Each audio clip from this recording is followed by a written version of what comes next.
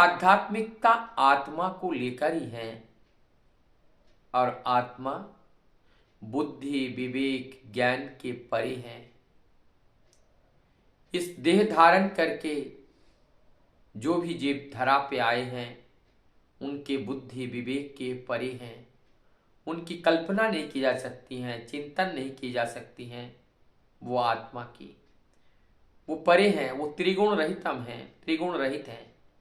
वो त्रिगुण रहित है, वो अबला है, वो अचल है, वो अटल है, वो अनंत है, वो असीम है।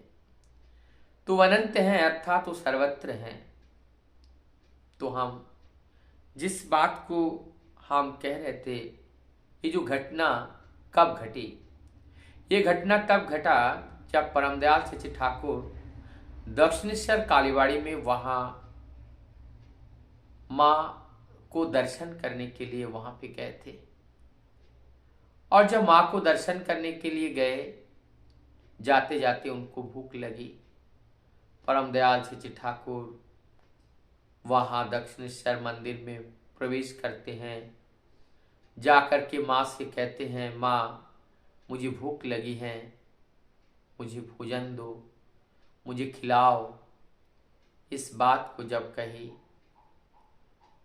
माँ तो सभी लोग देख रहे हैं मृन्मयी माँ है, किस तरह से वो चिन्मयी बनेगी, कैसे उन्हें भूख मिटेगी। जब माँ से मांगने के बाद उन्हें भोजन नहीं मिला, तब परम दयाल श्री ठाकुर क्रोधान्वित होकर स्वाभिमान में अभिमान करके वो उस दक्षिणेश्वर कालीबाड़ी में बागानबाड़ी की ओर जाते हैं, फूल बगीचे की ओर जाते हैं। उस उद्यान में जाकर परम दयाल श्री ठाकुर गुस्से में वहां सो जाते हैं। जब वो निद्रा के वशीभूत हो जाते हैं, तब वो सपन आती हैं और सपन में देखते हैं माँ स्वयं थाली में भोजन लाकर ठाकुर जी को पुकार रही हैं और कह रही हैं, सबके सामने मैं तुझे कैसे खिलाऊं, आओ अब तू अकेले हैं, मैं तुझे आप खिलाता हूं। इस सपन में भी उनको बहुत सारे पकवान, सुख साधु पकवान ठाकुर जी को खिलाए, खीर खिलाए, संदेश खिलाए। सारी चीज जब खाना पीना हो गया, परम दयाल श्री ठाकुर जी का निद्रा टूटा।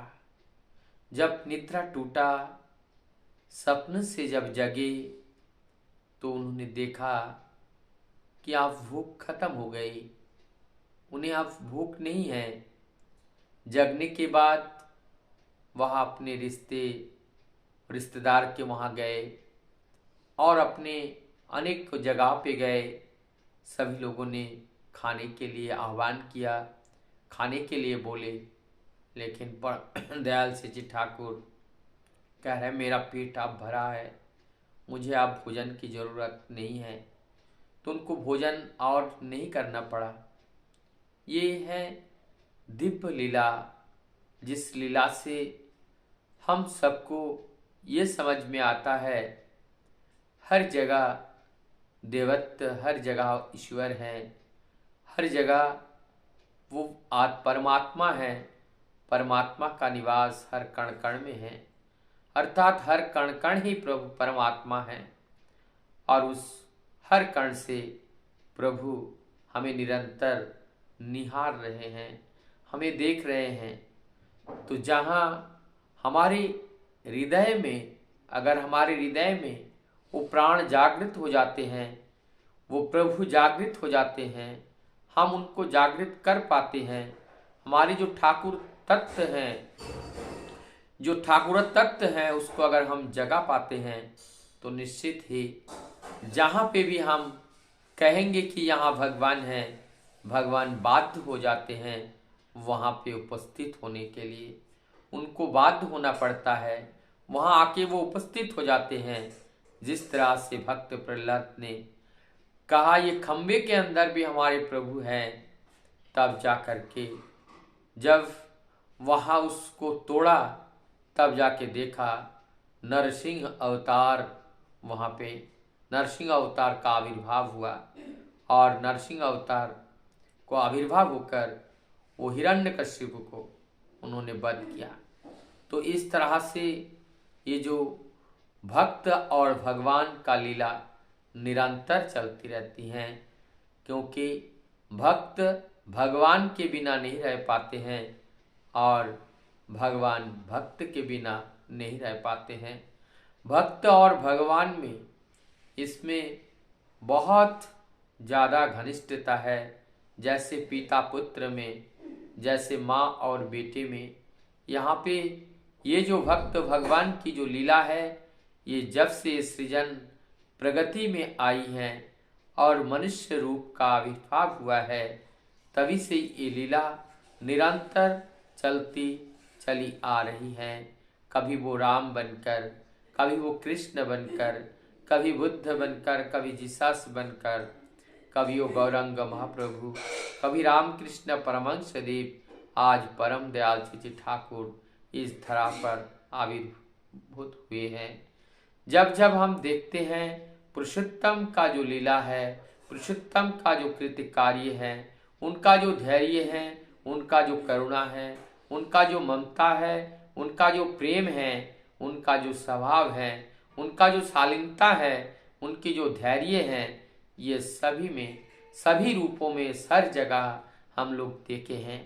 किस तरह से राम ने अपने सीता को खोकर रावण हरण करके ले गए, ये जानने के बावजूद भी, स्वयं सर्वशक्तिमान होने के बावजूद भी उनके साथ जैसे एक साधारण मनुष्य करते हैं, सारे प्रक्रियाओं साधारण मनुष्य की तरह करके संपूर्ण जगत वासियों के लिए दिखा दिया है कि सत्य की जीत किस तरह से संभव है।